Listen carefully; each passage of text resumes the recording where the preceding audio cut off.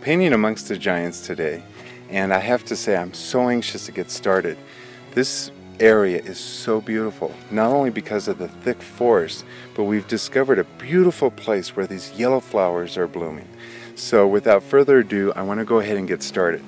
I'm going to take my ultramarine blue and burnt sienna, and these are going to be my two sketching colors. I'm going to add a little bit of turpentine to these two colors and mix them together. And I'm very quickly just going to lay the basin for these trees. This is going to be a little bit different than some of the paintings that we've done. This particular painting is going to consist more of foreground, very little sky. So most of our lines are going to go up through the top of the canvas. So indicate the trees just by some very bold brush strokes. I'm going to break the canvas up into thirds here. And this will be the darker area of my distant trees. Now, the forest gets dark in the distance, so we're going to indicate that by adding a little bit more blue back here. When you're looking at something so vertical, the first tendency is to just paint them in just with vertical lines. But these trees are actually very ancient and very intricate. They've been affected by fire and wind and all types of things that have affected this forest over periods of thousands of years. So they have knotted bases and they have these wonderful deep gouges from fires.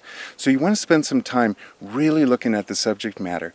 This is one of the great things about painting outdoors, is that you really focus in on the details. I have to say that I love painting in meadows because of all the sound effects that you get in the background. It seems like I've already made a little friend. He's giggling in the background. Spend some time drawing and really studying these trees. Pretend you're a botanist and that you're paying attention to what makes these trees live. By standing someplace for a long time, you really get a sense that these trees, they have a soul to them. And if you can tune into that and bring it into your painting, you're going to get a quality that you can't get from a photograph. And painting outdoors, you get that sense of being connected with nature.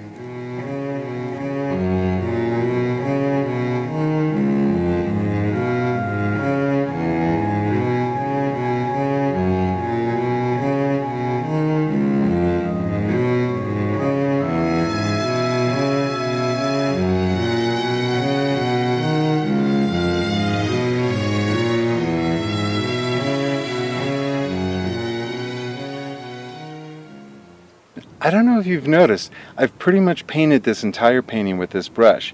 And we're going to switch to a smaller brush and start working some of the details on the flowers. Very carefully put your stems in. And you can see it connects all of these leaves together. And just like that, you've got these taller flowers in the foreground. We're at the point we've been waiting for, and that's to put the flowers in. I'm going to take yellow with a little bit of red and mix a shadow color for my flowers. And then with a little brush, very carefully start putting the foreground detail on our flowers first. A little bit of yellow. Just start indicating the little flowers. The foreground ones are very important to keep detailed. Little strokes. Now with the detail done in the foreground flowers, we're going to start putting the detail in the background flowers. These ones back here will indicate with just little dots. Now we're going to put the centers into these flowers. We're going to mix blue and burnt sienna together to make a nice dark color.